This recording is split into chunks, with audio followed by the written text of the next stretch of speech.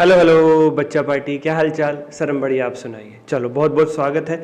आज हमारा super 100 questions lecture 5 है एडवांस अकाउंट्स का, कमिंग अटेम्प्ट के लिए जनवरी 25 के लिए सीए इंटरमीडिएट का जो पहला पेपर है। प्यारे बच्चों, बहुत सारे क्वेश्चंस मैं आपको करा चुका हूं। आज भी हम बहुत सारे क्वेश्चंस कवर अप करेंगे। प्रीवियस लेक्चर के अंदर हमने आईसीआई के स्टडी मेटेरियल से सारे सिलेबस के अंदर जो सेलेक्टेड क्वेश्चंस हो सकते हैं वो करा दिए, और आज हम लेकर के आए हैं सारे सिलेबस से जो सिलेक्टेड क्वेश्चंस है आईटीपी और पीवाईक्यू से उठा करके। कहीं कहीं एमटीपी भी ले लिया है हमने। तो हमारी सीरीज में क्या होगा, स्टडी मेटेरियल भी कवर अप हो गया और ये भी कवर अप हो जाएगा आपका सारा का सारा, कोई दिक्कत नहीं रहेगी इसके अंदर कैसी भी। चलिए बिना किसी देरी के शुरू करते हैं। बायबैक ऑफ सिक्योरिटीज, मुक्ति करके एक नॉन लिस्टेड कंपनी है। 31 मार्च 2023 को उसकी कुछ जानकारी आपको दे रखी है। ज़्यादा जानकारी को पढ़ने की जरूरत नहीं है, ये सलाह मैं आपको दूंगा। आप बायबैक के क्वेश्चन को पेपर में भी पूरा रीड मत करना, केवल नीचे की जो इन्फॉर्मेशन होती है वही काम की होती है, उसे ही पढ़ना, उसी पे समय लगाना, समय खराब मत करना। 21 अप्रैल 2023 को कंपनी ने बायबैक अनाउंस कर दिया। 15,000 इक्विटी शेयर्स को कंपनी खरीद रही है 15 रुपए के दाम पर, और कंपनी शेयर्स अपने शेयर्स वापस खरीद रही है तो कंपनी को पेमेंट शेयर होल्डर को लौटानी पड़ेगी। इसके लिए पैसा भी होना चाहिए। कंपनी ने पैसा अरेंज करने के लिए 2.5 लाख रुपए में इन्वेस्टमेंट्स को बेच दिया। अब ऊपर देख लो बस काम की चीज, इन्वेस्टमेंट कितने की थी, 3rd नंबर पे non current investment 2 lakh, company ने बेचा 2.5 लाख में 50,000 का फायदा हो गया। 4 दिन बाद 25 अप्रैल को कंपनी ने बायबैक कर दिया, 15,000 शेयर्स खरीद लिए। 1 मई 2023 को company issued 1 fully paid up share of 10 each by way of bonus for every 8 equity shares. Her 8 equity shares पर 1 का बोनस, 8 इक्विटी शेयर्स पर 1 फ्री में। और आपको जनरल एंट्रीज करनी है। तो सबसे पहले बायबैक के लिए पैसा अरेंज करेंगे। Bank account debit to investment to profit on sale of investment, 2.5 lakh रुपए बैंक में आ जाएगा, 2 लाख की इन्वेस्टमेंट चली गई, 50,000 का हो गया फायदा। बिल्कुल ठीक। इसके बाद जिस चीज के लिए आप पैसा अरेंज किया है बायबैक के लिए, बायबैक की एंट्री करो। इक्विटी शेयर कैपिटल डेबिट, कितना बायबैक कर रहे हो, 15,000 शेयर्स, एक शेयर का प्राइस 10 रुपए, 1.5 लाख। और आप कितने रुपए में बायबैक कर रहे हो, 15 रुपए पर share. 15,000 of equity shares at 15, मतलब 5 रुपए एक्स्ट्रा दे रहे हो तो 5 रुपए का आपको प्रीमियम पे करना पड़ रहा है। अमूमन प्रीमियम क्रेडिट होता है क्योंकि वो होता है पैसा जो आप ज्यादा रिसीव कर रहे हो, पर बायबैक का मतलब है कंपनी पे कर रही है extra premium, and payment is an expense, इसलिए इस बार सिक्योरिटी प्रीमियम डेबिट हो जाएगा। 15,000 इंटू 5 75,000, और 1.5 और 75 टोटल हो गया 2,25,000। इसे आप डाल देंगे to equity share holders account. ये पैसा किसे दोगे आप, इक्विटी शेयर होल्डर्स सबको, ठीक है जी। उसके बाद equity share holders account debit to bank account 2.25 lakh उन्हें दे दो। जो ये पहले वाली मतलब सेकंड वाली एंट्री है ये है ड्यू करने की, और 3rd एंट्री में हम इक्विटी शेयर होल्डर्स को पेमेंट कर रहे हैं, ठीक है। सेकंड एंट्री में हमने कहा 15,000 शेयर्स खरीदेंगे 10 रुपए वाले, 1.5 लाख की फेस वैल्यू हो गई, और 5 रुपए का प्रीमियम देंगे पेमेंट करते वक्त, शेयर खरीदते वक्त। तो 15 इंटू 5 75,000 ये हो गया। टोटल 2.25 लाख रुपए देंगे इक्विटी शेयर होल्डर्स को, ड्यू की एंट्री। और अगली एंट्री में आपने शेयर होल्डर्स को पैसा दे दिया। Equity share holders account debit to bank account 2.25 lakh.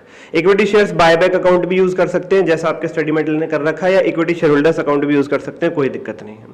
अगली एंट्री होगी सीआरआर बनाने की, कैपिटल रिडेम्पशन रिजर्व।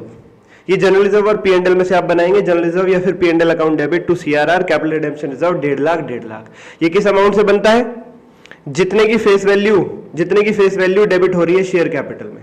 कितने की फेस वैल्यू डेबिट हो रही थी, 1.5 लाख रुपए, 1.5 लाख रुपए, इतने का सीआरआर बन जाएगा। और फिर बोनस, अगला काम क्या हो रहा था क्वेश्चन के अंदर, बोनस दिया जा रहा था। बोनस याद रखना सीआरआर में से ही दिया जाएगा, बोनस सीआरआर में से ही दिया जाएगा।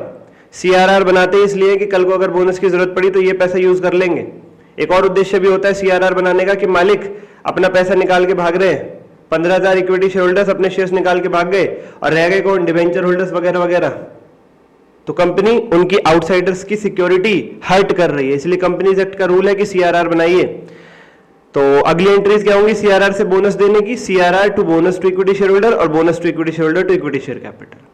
अमाउंट कैसे आएगा, देखो जी 1 लाख शेयर्स थे, हाँ, माइनस 15,000 शेयर्स कंपनी ने वापस खरीद लिए, बचे 75,000। इन्हीं को मिलेगा एक शेयर बोनस में 8 के बदले में, इंटू 1/8, और एक शेयर का प्राइस है 10 रुपए, इंटू 10, तो 106,250 के बोनस शेयर्स हो गए। ऊपर की दोनों एंट्रीज में अमाउंट आ जाएगा 1,06,250। सीआरआर टू बोनस और bonus to equity share capital. Bonus में पैसे नहीं दिए जा रहे, बोनस में शेयर्स दिए जा रहे हैं। 1 लाख पहले से थे, 15,000 आपने वापस खरीद लिए, बचे 75,000, और एक शेयर का बोनस है हर 8 इक्विटी शेयर्स पर, इंटू 1/8, और प्राइस है हर एक का 10 रुपीज, इंटू 10, 106,250। अगला क्वेश्चन रिकंस्ट्रक्शन का, इंटरनल रिकंस्ट्रक्शन से as a part of reconstruction of scheme of getting better limited, company है गेटिंग बेटर लिमिटेड, वो रिकंस्ट्रक्शन में जा रही है, उसकी कुछ बातें आपको दे रखी है और लास्ट में लिखा हुआ है show the necessary journal entries in the books, और हर एक आइटम की आपको जर्नल एंट्री करके दिखानी है। पहला पॉइंट क्या लिखा हुआ है, share holders to receive in lieu of their present holding 10,000 shares of 50 each the following. जो शेयर होल्डर्स अभी 10,000 शेयर्स है उनके पास 50 रुपए वाले, उनको बदले में क्या मिलेगा। रिकंस्ट्रक्शन का मतलब ये होता है कि पुरानी कैपिटल को, पुराने डिवेंचर होल्डर्स को तोड़ मरोड़ करके उनको नया बना दो। तो पुरानी जो आपकी शेयर कैपिटल है वो है 10,000 शेयर्स 50 रुपए वाले, यानी 5 लाख। इसको तोड़ मरोड़ के नया बनाएंगे।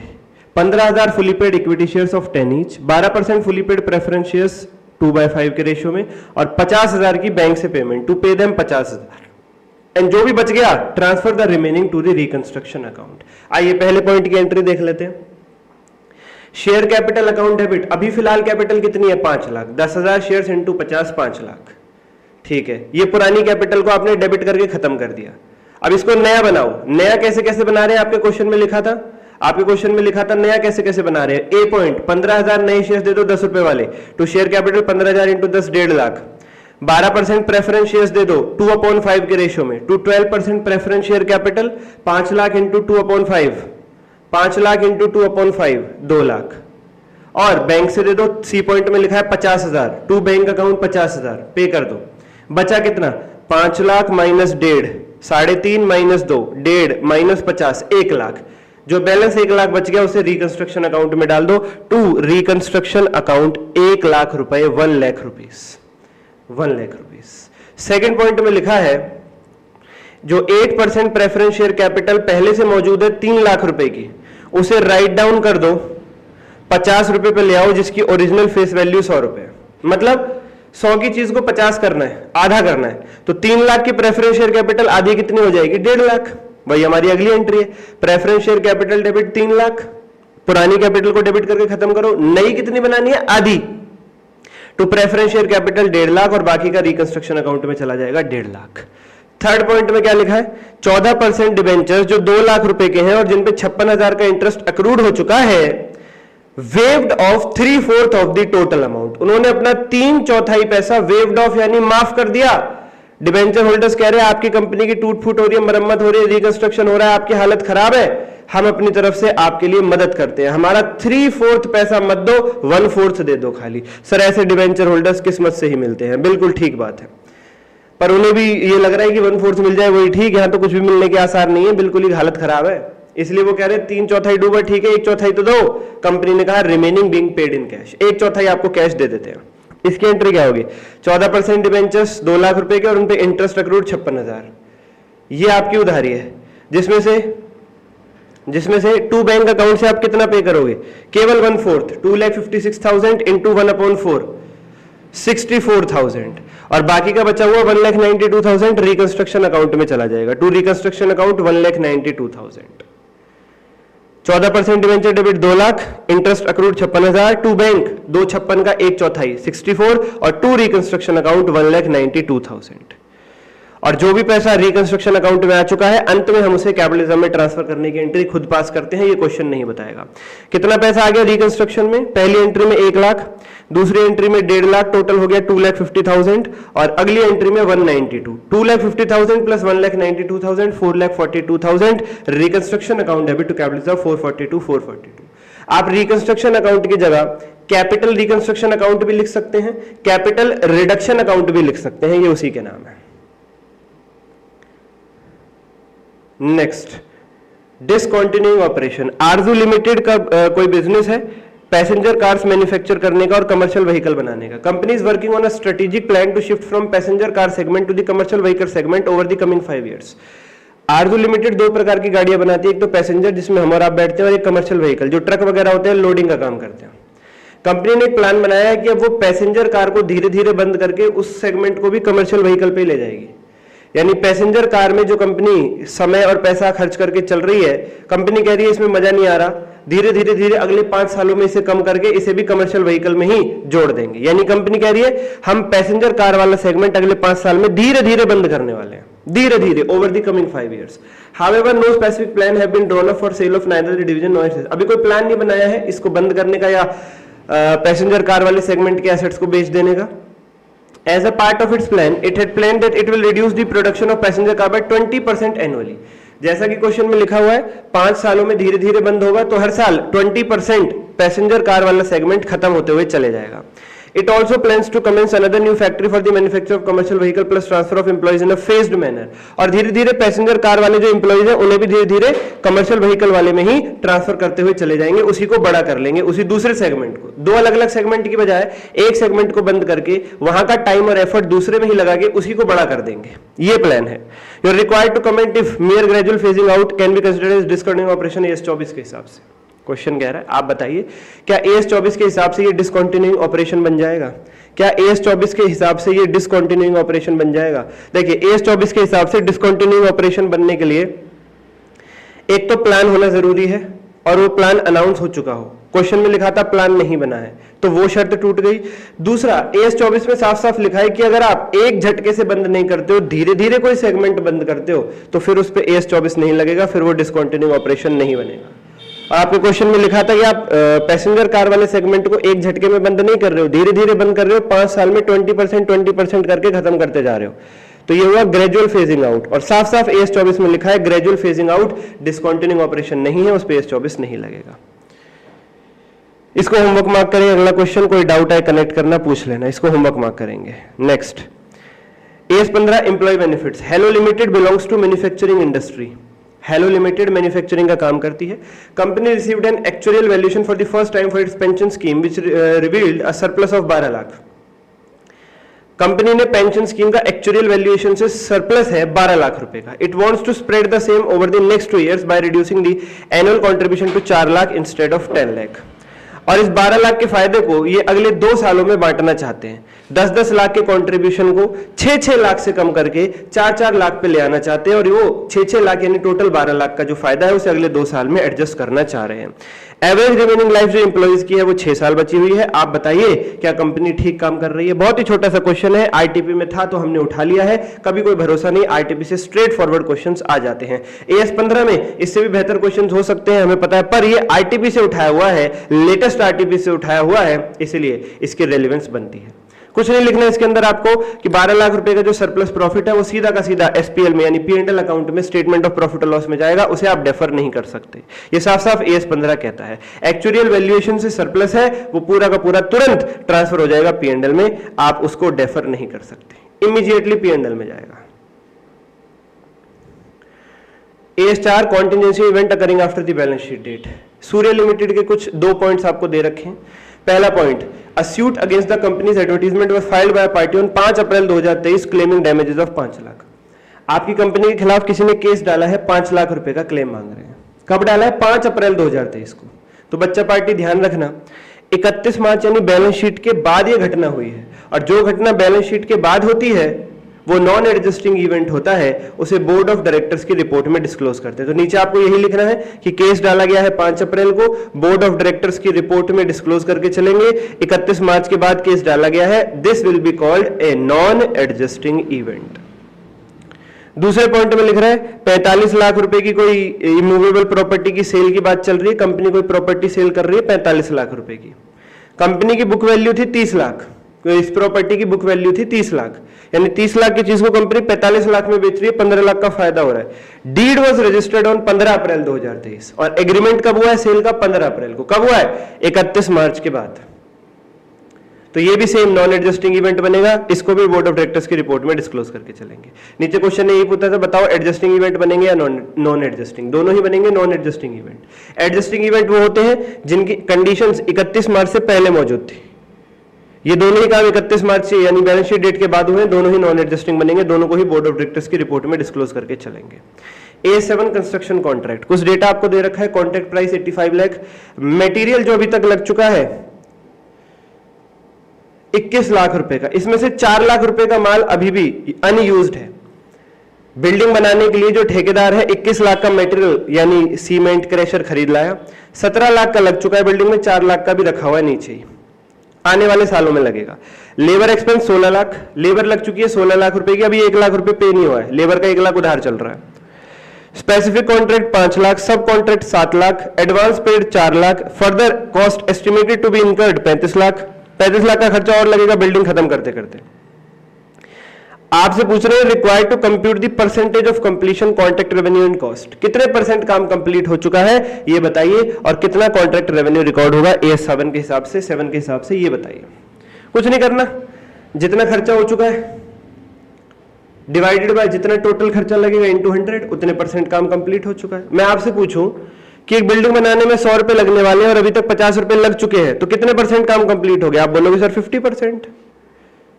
मैं आपसे बोलूं एक बिल्डिंग को बनाने में 200 रुपए लगने वाले हैं और 80 रुपए का खर्चा अभी तक हो चुका है, तो आप क्या बोलोगे कितने परसेंट काम कंप्लीट हो चुका है? सर 40%। कैसे निकाला 40%? 80 डिवाइडेड बाय 200 इंटू 100।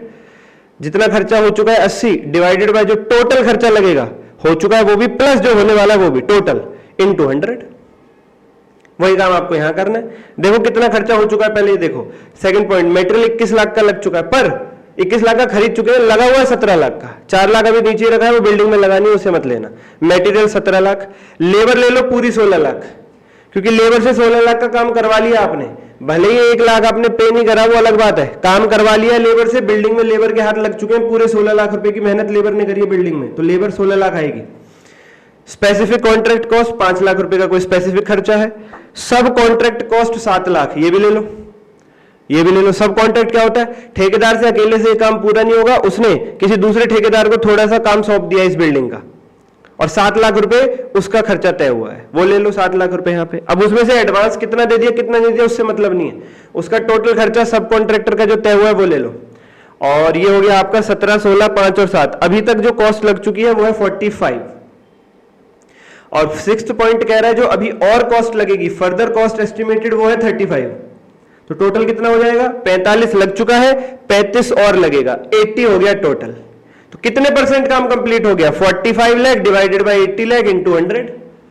जितना अभी तक लग चुका है 45 लाख डिवाइडेड बाय जो लग चुका है प्लस जो लगने वाला है, यानी total 45 plus 35 80 lakh. 45 lakh divided by 80 lakh into 100, 56.25%। तो रेवेन्यू भी कितना रिकॉर्ड होगा? रेवेन्यू भी कितना रिकॉर्ड होगा? टोटल रेवेन्यू था पहले पॉइंट में 85 लाख, काम कंप्लीट हो गया 56.25%, तो रेवेन्यू भी रिकॉर्ड होगा 85 लाख इंटू 56.25%, 47,81,250, 47,81,250, 47,81,250। ठीक है सर जी, no problem. AS9 revenue recognition, आपको BS प्रोडक्ट लिमिटेड की कुछ जानकारी दे रखी है। पहला पॉइंट, 2 लाख रुपए के गुड सेल करे डेन लिमिटेड को 20 मार्च को, 20 मार्च को सेल हो गई है, लेकिन बायर ने कहा at the request of the buyer, Den limited यानी बायर ने कहा, हम तो BS प्रोडक्ट लिमिटेड है ना, हमने डेन लिमिटेड को सेल करी है 20 मार्च को 2 लाख की, सेल हो गई, काम डन, बिलिंग विलिंग सब कुछ हो गई, माल रेडी है। बायर का फोन आता है, अचानक से मेरे घर में कोई इमरजेंसी आ गई है, आप सामान रखे रखो, मैं 10 तारीख को आपके पास से सामान उठा लूंगा, 10 अप्रैल को, और 10 अप्रैल को तो अगला साल शुरू हो जाएगा। तो यही आपका क्वेश्चन है, AS9 यही पूछ रहा है आपसे कि ये रेवेन्यू कब रिकॉर्ड करोगे? मार्च में ही कर दोगे, 22-23 में ही कर दोगे, या अगले साल 23-24 में ले जाओगे? आपका AS9 कहता है अगर डिलीवरी बायर की वजह से लेट हो रही है तो तुम अपना रेवेन्यू लेट मत करो, तुम्हारी तरफ से कोई देरी नहीं, तुमने अपनी सेल पूरी कर रखी है, माल रेडी रख रखा है, डिलीवरी लेट हुई है बायर की वजह से, तो वो जाने, तुम मार्च में ही रिकॉर्ड करो, ये मार्च में ही रेवेन्यू रिकॉर्ड हो जाएगा 2 लाख रुपए की। 2 लाख रुपए की सेल मार्च में ही लोगे, ना कि अप्रैल में। नंबर 2, 3 लाख रुपए की आपने 15 जनवरी 2023 को सेल करा है, कंसाइनमेंट बेसिस पे सामान भेजा है। कंसाइनमेंट मतलब एजेंट, 15 जनवरी को आपने एजेंट को 3 लाख का सामान भिजवा दिया कि भाई तू बेच, और जितना बेचेगा उतने पे तुझे कमीशन मिलेगा। Of which 20% goods unsold align with the consignors on 31 मार्च 23, और 31 मार्च 2023 तक यानी साल के आखिरी दिन तक 20% सामान अभी एजेंट के पास बचा हुआ है। कंसाइनी यानी एजेंट, अभी उससे बिका नहीं है, तो बताओ कितने परसेंट माल उसने बेच दिया? 80%। रेवेन्यू पे कितना रिकॉर्ड हो जाएगा? 3 लाख का 80% 240, जो बिका ही नहीं है उसका रेवेन्यू कैसे रिकॉर्ड होगा? तीसरा, 4 लाख रुपए के गुड्स आपने सेल करे हैं ऑन अप्रूवल बेसिस, कब? 1 दिसंबर को। 1 दिसंबर 2022 को आपने किसी व्यक्ति को 4 लाख का सामान दे दिया और उससे कहा कि भाई पसंद आए तो रख लेना, नहीं तो लौटा देना, द अप्रूवल वॉज 3 महीने का टाइम है तेरे पास। सर ऐसा भी होता है, सेल कर दियो, 3 महीने चला के देख, पसंद आए तो पैसे दे दियो, नहीं तो वापस लौटा दियो 3 महीने के अंदर अंदर। हाँ, नई कंपनियां ऐसी स्कीमें लाती हैं। Buyer sent approval for 75% goods up to 31 January 2023। 31 जनवरी को ही बायर ने कहा 75% सामान मुझे पसंद है, मैं उसका अप्रूवल देता हूं, मैं ये खरीदूंगा, इसके पैसे आपको मिल जाएंगे, ये सामान मेरा हुआ। और नो अप्रूवल और disapproval received for the remaining goods till 31 मार्च 2023। और 31 मार्च आते आते जो बचा हुआ 25% सामान है उसके बारे में ना हाँ करिए ना करिए। जो 75% के बारे में उसने हाँ कर दी, 4 लाख इंटू 75% 3 लाख, वो तो सेल हो ही गई आपकी, बात खत्म, बात खत्म। बचा हुआ 25% 1 लाख का सामान है, ना उसकी हाँ करिए ना उसकी ना करिए। क्या माने, हाँ माने या ना माने? बच्चों कब सेल हुई थी? 1 दिसंबर को। कितना समय दिया था उसने कहा था 3 महीने, यानी दिसंबर का महीना, जनवरी का महीना और फरवरी का महीना। फरवरी एंड तक इसे जवाब दे देना चाहिए था। फरवरी एंड तक भी बायर ने ना हाँ किया ना किया, तो अगर टाइम पूरा हो जाता है ना और बायर की तरफ से हाँ या ना कुछ भी जवाब नहीं आता है तो हम हाँ मान लेते हैं। अब बायर को खरीदना ही पड़ेगा। हमने कहा था भाई 3 महीने का टाइम है, पसंद आए तो रख लियो, नहीं लौटा जाइयो। 3 महीने पूरे हो गए, उसके बाद भी 31 मार्च, 1 महीना और निकल चुका है, तूने ना हाँ किया ना किया, अब सामान तेरा हुआ, तू रखेगा, तुझे पैसे देने ही पड़ेंगे, ये रूल होता है सर। तो 75% जिसकी हाँ कर दी वो भी सेल है, और 25% यानी 1 लाख का सामान जिसके बारे में ना हाँ किया ना किया, टाइम निकल गया, उसे भी हाँ मानेंगे, वो भी सेल है। टोटल 4 लाख का रेवेन्यू रिकॉर्ड होगा। चौथा पार्ट होमवर्क है, रीड कर लेना। 50,000 का इंटरेस्ट ही उसमें रिकॉर्ड होगा, 60,000 का रिकॉर्ड नहीं होगा, क्योंकि इंटरेस्ट उतना ही रिकॉर्ड होगा जिसके रिकवरी के चांसेस हैं। जो इंटरेस्ट के रिकवरी के चांसेस ही नहीं है वो रिकॉर्ड नहीं होगा। Applicability of accounting standard question number 9 बहुत ही सिंपल है। कीर्ति लिमिटेड ने 550 कंप्यूटर बनाए, इतना खर्चा करके। Raw material 400 lakh, direct labour 250, variable 150, fix production overhead 290, इसमें ब्याज है 100 लाख का। ब्याज कभी भी प्रोडक्शन कॉस्ट में नहीं आएगा, इसलिए 290 में से 100 माइनस करेंगे, फिक्स प्रोडक्शन ओवरहेड बनेगा 190 लाख 190 का। हर एक कंप्यूटर कितने में पड़ा भाई? कुछ नहीं है, टोटल कर लो। मेटेरियल लगा सभी कंप्यूटर्स पे total 400, labour 250, variable production overhead 150 और फिक्स प्रोडक्शन ओवरहेड 290 माइनस 100 190, यानी सभी कंप्यूटर्स पे टोटल खर्चा है 400, 250, 150, 190, 990 लैक्स। कंप्यूटर कितने बनाए? 550, तो 990 को डिवाइड कर दो 550 से, पर कंप्यूटर की कॉस्ट आ गई 1,80,000। बच्चों याद रखना है, डू नॉट फॉरगेट, सितंबर 24 की आरटीपी का क्वेश्चन है ये। देखिए बिल्कुल लेटेस्ट आरटीपी का क्वेश्चन है, सितंबर 24 की आरटीपी का, बिल्कुल लेटेस्ट। तो कभी भी 4 नंबर में देखने को मिल सकता है, इसलिए हमने करा दिया आपको। AS5 2 आइटम्स आपको दे रखे हैं कंपनी के बारे में। पहला आइटम है, कंपनी ने formal retirement gratuity scheme introduce करी है, पहली बार एक ग्रेचुटी स्कीम लेके आई है कंपनी। ये भी सितंबर 24 की आरटीपी का क्वेश्चन है। Management decided to pay pension to those employees who have retired, such employees pension of this, earlier there was no such scheme. पहले पॉइंट में कंपनी एक स्कीम ला रही है ग्रेचुटी स्कीम, और दूसरे पॉइंट में कंपनी एक स्कीम ला रही है पेंशन स्कीम। क्वेश्चन आपसे पूछ रहा है क्या ये चेंज इन अकाउंटिंग पॉलिसी है AS5 के हिसाब से? दोनों ही पॉइंट में जवाब आएगा नो। क्यों? चेंज का मतलब होता है पहले से कोई पॉलिसी थी, अब आप उसे चेंज करके कोई नई पॉलिसी ला रहे हो। यहां कोई पहले से पॉलिसी थी नहीं। फर्स्ट पॉइंट पढ़ो, पहली बार ग्रेचुटी स्कीम आ रही है, पहले से कुछ था ही नहीं। इंट्रोडक्शन का मतलब पहली बार, पहले कोई पॉलिसी नहीं थी, तो चेंज क्या करोगे? ये तो पहली बार कोई पॉलिसी आई है, अब कभी भविष्य में बदलोगे इस पॉलिसी को, चेंज करोगे तो वो चेंज इन अकाउंटिंग पॉलिसी बनेगा। ये तो अडॉप्शन ऑफ पॉलिसी है, पहली बार पॉलिसी आ रही है। और दूसरे पॉइंट में भी लिखा हुआ है no such scheme, pension scheme नहीं थी पहले, ये भी पहली बार ही ला रहे हो आप। तो दोनों में से कोई भी point change in accounting policy नहीं बनेगा। AS5 दोनों में से किसी पे भी नहीं लगेगा, ये चेंज इन अकाउंटिंग पॉलिसी नहीं है, बात खत्म। नेक्स्ट क्वेश्चन फिर से AS9 के ऊपर है। इस दोबारा जो क्वेश्चन AS9 के ऊपर आया है इसका कुछ कारण है प्यारे बच्चों। कारण ये है कि कुछ अनाउंसमेंट है ICAI की तरफ से इस पॉइंट को लेकर के AS9 के लिए, जिसके ऊपर ITP ने क्वेश्चन बनाया है, तो बहुत चांसेस बन जाते हैं कि पेपर में पूछ लिया जाए। When will the revenue be recognized in the case of inter-divisional transfer? ITD, inter divisional transfer के केस में रेवेन्यू कब रिकॉर्ड होगा? इंटर डिविजनल ट्रांसफर समझो, एक बिजनेस, एक संस्था के 2 डिवीजन्स हैं, डिवीजन A और डिवीजन B, दोनों का मालिक वो एक संस्था ही है। एक कंपनी है XYZ लिमिटेड, उसके 2 डिवीजन्स हैं, division A division B। Division A ने गुड्स ट्रांसफर किए डिवीजन B को, तो रेवेन्यू कब रिकॉर्ड होगा? ये है, या डिवीजन बी ने गुड्स ट्रांसफर किए डिवीजन ए को, रिवीजन चल रही है तो डिवीजन की जगह रिवीजन वर्ड आ गया, तो रेवेन्यू कब रिकॉर्ड होगा? The accounting standard board of ICAI, ICAI का जो ASB है, ASB एक बोर्ड है अकाउंटिंग स्टैंडर्ड बोर्ड जो ICAI के अंडर काम करता है, उसका काम ही होता है ASB का अकाउंटिंग स्टैंडर्ड बोर्ड का मॉनिटरिंग करना, अकाउंटिंग स्टैंडर्ड्स की इंप्रूवमेंट करना, कहाँ नए अकाउंटिंग स्टैंडर्ड्स की जरूरत है वो बनाना, उस सब का ध्यान रखना। Has come up with an announcement, उस अकाउंटिंग स्टैंडर्ड बोर्ड ASB ने एक अनाउंसमेंट करी है इन द अर्लियर ईयर्स, बीते सालों में, wherein it clarified that, जहां ये क्लैरिटी दी गई है कि inter divisional transfer are not revenue as per AS9। अगर एक कंपनी का एक डिवीजन दूसरे डिवीजन को ट्रांसफर कर रहा है गुड्स तो वो रेवेन्यू है ही नहीं, AS9 लगेगा ही नहीं, इसलिए बोल जाओ hence no revenue is recognised in this case. याद रखना इस पॉइंट को बच्चों, MCQ भी बन सकता है यहाँ से 2 नंबर का, और भी कुछ नहीं तो।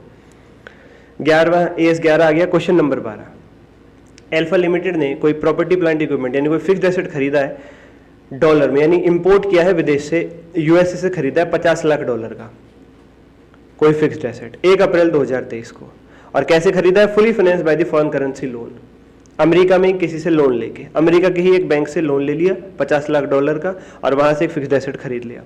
चुकाना कैसे ये loan? 5 equal annual instalment, $10 lakh की 5 इंस्टॉलमेंट, उन पर ब्याज तो लगेगा ही ऑफ कोर्स। जिस दिन फिक्स्ड एसेट खरीदे हैं, exchange rate at the time of purchase, उस दिन $1 का भाव था 60 रुपए, और साल के आखिरी दिन बैलेंस शीट डेट पर 31 मार्च 24 को $1 का भाव है 62, 2 रुपए भाव बढ़ गया। पहले बताओ नुकसान कितना हुआ? 31 मार्च 24 को कितना नुकसान हो रहा है? 31 मार्च 24 को कितना नुकसान हो रहा है?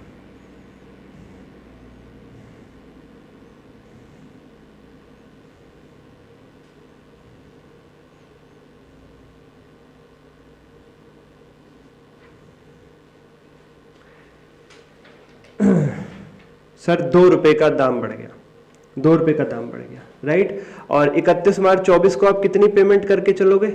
पहली किस्त आ जाएगी सर 10 लाख रुपए, पहली किस्त आ जाएगी सर 10 लाख रुपए, $10 लाख, तो $10 लाख पे 2 रुपए, 20 लाख रुपए की एक्स्ट्रा पेमेंट आपको करनी पड़ जाएगी 31 मार्च 24 को। 1 अप्रैल 23 को आपने 50 लाख का लोन लिया, जिसे आप 5 किस्तों में चुकाओगे, तो एक किस्त कितने की हुई? 50 लाख डिवाइडेड बाय 5, $10 लाख, और पहली किस्त आएगी 31 मार्च 24 को। उस दिन 2 रुपए दाम बढ़ गया, तो एक्स्ट्रा पेमेंट कितनी करनी पड़ेगी? $10 लाख इंटू 2, 20 लाख रुपए की एक्स्ट्रा पेमेंट करनी पड़ेगी। तो जो एंटायर लॉस ऑन एक्सचेंज, जो नुकसान हो रहा है सारा का सारा जो एक्सचेंज लॉस है, वो कॉस्ट ऑफ गुड्स सोल्ड में डाल दिया है। Alpha limited normally provides depreciation 20% WDV basis पर। अल्फा लिमिटेड डेप्रिसिएशन लगाती है WDV बेसिस पर 20% के रेट से, and exercise the option to adjust the cost of the asset for exchange difference rising out of loan restatement and payment. और जो भी exchange difference होगा वो कॉस्ट ऑफ एसेट से एडजस्ट होगा, ये ऑप्शन कंपनी ने चूज किया है। कितना एक्सचेंज लॉस हुआ और उसका क्या ट्रीटमेंट होगा ये बताइए। प्यारे बच्चों, पूरा क्वेश्चन, पूरा सॉल्यूशन पढ़वाता हूं मैं आपको, पूरा सॉल्यूशन पढ़वाता हूं। Exchange difference arising on restatement or repayment of liabilities incurred for the purpose of acquiring an item of PP should be adjusted in carrying amount for the respective item of PP as Alpha Limited exercise the option as it is long term foreign currency monetary item। अगर आप विदेश से loan लेकर के कोई ऐसा fixed asset खरीदते हो जो डेप्रिशिएबल है, मेरी बात पे गौर फरमाइएगा, अगर आप विदेश से विदेशी मुद्रा में फॉरेन करेंसी में लोन लेकर के कोई ऐसा एसेट खरीदते हैं जो डेप्रिशिएबल है, जिस पे डेप्रिसिएशन लगता है, तो ऐसे केस में जो एक्सचेंज डिफरेंस का लॉस है उसे आप कॉस्ट ऑफ पीपीई यानी कॉस्ट ऑफ फिक्स्ड एसेट में भी एडजस्ट कर सकते हैं। ये एक ऑप्शन होता है AS11 में, और कंपनी ने वही ऑप्शन चुना। इसीलिए thus the entire exchange loss due to variation of 20 lakh on payment of $10 lakh should be added to carrying amount of PP and not to the cost of goods sold। इसीलिए 31 मार्च 2023 को जब पहली किस्त आप पे करोगे $50 लाख डिवाइडेड बाय 5 यानी $10 लाख, उस वक्त जो 2 रुपए एक्स्ट्रा आपको देने पड़ रहे हैं, 60 से रेट हो गया $62 का, 10 लाख इंटू 2 20 लाख रुपए, वो 20 लाख का नुकसान कॉस्ट ऑफ फिक्स्ड एसेट में ऐड होगा। क्वेश्चन में लिखा था आपने कॉस्ट ऑफ गुड्स सोल्ड में ऐड कर दिया, वो गलत है, should not be added to cost of goods sold. Further depreciation on unamortised special amount should be provided. एक चीज का और ध्यान रखना है आपको। कौन सी चीज का ध्यान रखना है? Listen to me very carefully now, listen to me very carefully now. जो 40 लाख डॉलर बच गए हैं उन पे भी 2 रुपए महंगा हो गया, आज नहीं तो कल देना पड़ेगा, आज नहीं तो कल देना पड़ेगा। 50 लाख डॉलर का लोन था, उसमें से 10 लाख आपने चुका दिया, 2 रुपए की एक्स्ट्रा पेमेंट भी कर दी, वो हुआ 20 लाख का नुकसान। बचे 40 लाख पे भी तो 2 रुपए का और नुकसान हो रहा है आपको, आज निकल देना पड़ेगा, वो पैसा आने वाले सालों में देना पड़ेगा। तो ये जो 80 लाख का नुकसान है, इसे भी आप कहां ऐड करोगे? कॉस्ट ऑफ फिक्स्ड एसेट में ही ऐड करोगे। तो जो फिक्स्ड एसेट आपका 3000 लाख रुपए का था, उसमें 20 लाख तो एक ऐड कर दो और 80 लाख एक ऐड कर दो, वो टोटल हो जाएगा 3100 लाख, 3100 लाख। और उस पे फिर क्वेश्चन ने दे रखा था 20% रेट का डेप्रिसिएशन लगाओ, 3100 इंटू 20 डेप्रिसिएशन हो गया 620 लाख, 620 लाख। यानी जो 20 कुल मिलाकर के जो 50 लाख डॉलर पे 2 रुपए का नुकसान है आपको, यानी 100 लाख रुपीस, वो पूरा का पूरा 3000 में ऐड हो जाएगा और 3100 पे 20% का डेप्रिसिएशन लगेगा। कुछ लोगों को लग रहा होगा 3000 कहां से आया?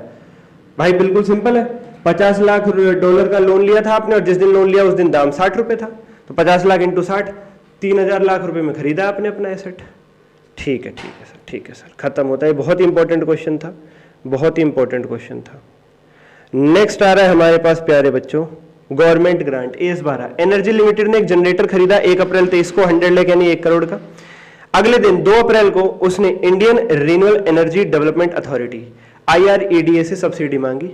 होगी कोई स्कीम उनकी सब्सिडी देने की, सब्सिडी ग्रांटेड इन जून, और जून में सब्सिडी मिली, यानी 31 मार्च 23 के बाद company has not accounted for the subsidy for the year ended 31 मार्च 24। 31 मार्च 24 तक अभी कंपनी ने सब्सिडी की अकाउंटिंग नहीं करी है। समझने की कोशिश करो, मैं दोबारा रिपीट करता हूं। 1 अप्रैल 2023 को कंपनी ने एक जनरेटर खरीदा 1 करोड़ का। अगले दिन उसने ग्रांट मांगी, ग्रांट मिली अगले साल जून 2024 में, जून 2023 में नहीं, 2 अप्रैल को ग्रांट मांगी, ये मत समझना अप्रैल के बाद मई और जून 23 आई और ग्रांट मिल गई, नहीं, अगले साल 2024 में जून में जाकर के कहीं ग्रांट मिली। तो क्वेश्चन कह रहा है 31 मार्च 24 जो आएगी वहां पे क्या इसे प्रायर पीरियड आइटम माना जाएगा? नहीं, जब ग्रांट ही 24 में मिल रही है, जून 24 में, यानी वो साल हुआ 24-25, तो 24-25 में रिकॉर्ड होगी। प्रायर पीरियड आइटम का मतलब होता है कोई ऐसी अकाउंट्स में गलती कर दी थी आपने जिसे अब ठीक करना पड़ेगा। ये गलती थोड़ी थी, हमें ग्रांट ही जून 24 में मिली है तो हम 24-25 में रिकॉर्ड करेंगे, 23-24 में थोड़ी रिकॉर्ड करेंगे। लास्ट लाइन क्या लिखी हुई है? Company has not accounted for subsidy in 23-24। 23-24 में सब्सिडी रिकॉर्ड नहीं करी कंपनी, तो ठीक किया ना। जब सब्सिडी मिली जून 2024 में, जून 2024 का मतलब होता है क्या? 24-25, तो रिकॉर्ड भी 24-25 में होगी, 23-24 में थोड़ी होगी। क्वेश्चन पूछ रहा है प्रायर पीरियड आइटम, ये गलती है क्या? नहीं, गलती नहीं है, 24-25 में ही आप उसे रिकॉर्ड करके चलोगे। ठीक है, सिंपल, खत्म। AS17 सेगमेंट रिपोर्टिंग, जो इंटरेस्ट एक्सपेंस होता है ओवरड्राफ्ट से रिलेटेड और अदर ऑपरेटिंग लायबिलिटीज से रिलेटेड, उसे सेगमेंट एक्सपेंस में लेंगे या नहीं? शुड नॉट बी इंक्लूडेड, नहीं लेकर के चलते हैं। मैंने प्रीवियस लेक्चर में बताया था, लेक्चर नंबर 4 सुपर 100 में, ये RTP में भी दिख गया ये पॉइंट। इस पे भी MCQ बन सकता है, इसको भी ध्यान रखना। जो क्वेश्चन नंबर 15 है अकाउंटिंग स्टैंडर्ड 20 के ऊपर, सेम क्वेश्चन मैंने प्रीवियस लेक्चर में आपको करवाया है, लेक्चर 4 में सुपर 100 सीरीज के अंदर, इसलिए यहाँ पे एक होमवर्क क्वेश्चन ये भी बनता है, आपको खुद भी ट्राई करना चाहिए। बस फिगर्स बदली हुई है और कुछ भी नहीं, और कुछ भी नहीं। नेक्स्ट क्वेश्चन AS23 के ऊपर है। हिल लिमिटेड के पास 50,000 शेयर्स हैं 100 के। हिल लिमिटेड की शेयर कैपिटल दे रखी है 50,000 शेयर्स 100 ईच। सन लिमिटेड ने इसमें से 15% शेयर खरीद लिए। ऑल्सो 5,000 कन्वर्टेबल डिवेंचर्स भी खरीद लिए। इनको 3 साल बाद कन्वर्ट किया जाएगा। These debentures will be converted 3 years later. AS23 के हिसाब से एसोसिएट रिलेशन बनेगा या नहीं? ध्यान से समझना। एक कंपनी है हिल लिमिटेड, मैं हूं हिल लिमिटेड, मेरे पास 50,000 शेयर्स हैं और 5,000 डिवेंचर्स हैं। सन लिमिटेड आती है और मेरे 15% शेयर खरीद लेती है और 5,000 डिवेंचर्स भी खरीद लेती है। पहले तो ये बताओ, मेरे 15% शेयर्स उसने खरीदे, हाँ, एसोसिएट रिलेशनशिप कितने परसेंट पे आता है? 20% पे आता है, ये आपको पता होना चाहिए। तो 15% पे तो एसोसिएट रिलेशन आएगा नहीं, AS23 लगेगा नहीं। लेकिन डिवेंचर्स भी तो खरीदे, उन्हें भी इक्विटी शेयर्स में कन्वर्ट कर लो, फिर देख लो 20% बैठ रहा है या नहीं। तब भी नहीं बैठेगा, क्यों? क्योंकि डिवेंचर्स को इक्विटी शेयर में आज नहीं बदला जा रहा, 3 साल बाद बदला जाएगा। तो तब की तब देखेंगे भाई, तब की तब देखेंगे। अभी केवल 15% शेयर्स हैं सन लिमिटेड के पास, मेरे यानी हिल लिमिटेड के, तो एसोसिएट रिलेशनशिप नहीं आएगी, बात खत्म, बात खत्म। AS 23 नहीं लगेगा। ये होमवर्क मार्क करिए, AS 28 का क्वेश्चन, थ्योरी क्वेश्चन है, कुछ नहीं इसके अंदर, रीड कर लेना, MCQ बन सकता है 2 नंबर का। अच्छा, लास्ट क्वेश्चन है आज का, AS 29 के ऊपर है प्यारे बच्चों। इसका सॉल्यूशन मैं आपको बता देता हूं। प्रोविजन कब बनता है, सबसे पहले तो ये पता होना चाहिए आपको। प्रोविजन के लिए 3 शर्तें होती हैं, प्रेजेंट ऑब्लिगेशन हो, पेमेंट होगी लायबिलिटी की इस बात के 50% से ज्यादा यानी प्रोबेबल चांसेस हो, और उसका अमाउंट रिलायबली एस्टिमेट हो सके। तो पहले 3 शर्तें होनी चाहिए, तभी प्रोविजन रिकॉर्ड होता है। ऊपर क्वेश्चन के अंदर ये शर्तें पूरी नहीं हो रही थी, तो क्वेश्चन में लिखा था बताओ फिर भी प्रोविजन रिकॉर्ड करेंगे या नहीं, तो आप क्या कर दोगे, मना कर दोगे कि नहीं प्रोविजन रिकॉर्ड नहीं करेंगे, क्योंकि 3 शर्तें पूरी नहीं हो रही है, बात खत्म। वैसे भी AS 29 हम प्रीवियस लेक्चर में भी कर चुके हैं। यस सर जी। तो प्यारे बच्चों, आज के लिए इतना ही रखेंगे, और बचे हुए क्वेश्चंस आपको टेस्ट के रूप में भी दिए जाएंगे। हमारी सुपर 100 सीरीज केवल यही नहीं है कि आपको करा दिया और छोड़ दिया, होमवर्क भी दे रहे हैं, क्यों, क्योंकि उसके डाउट्स भी आपके लेकर के चलेंगे। टेस्ट भी दे रहे हैं आपको, क्यों, क्योंकि उसका इवैल्यूएशन भी देंगे। अगर आप होल हार्टेडली ये सुपर 100 सीरीज अडॉप्ट करते हो तो निश्चित तौर पे एग्जामिनेशन के चांसेस आपके ब्राइट हो जाते हैं। अभी भी आपने जो भी पाप किए प्रीवियसली, नहीं अच्छे से पढ़ा, उन्हें भी आप धो सकते हो, और अच्छे से पढ़ा है, आप एक ब्राइट स्टूडेंट हो, उसके बाद भी लेक्चर्स देख रहे हो, तो जरूर जरूर आपके मार्क्स में 20 से 25-30% की वृद्धि और ज्यादा हो जाएगी। चलो बच्चों, thank you everyone, as of now, thank you.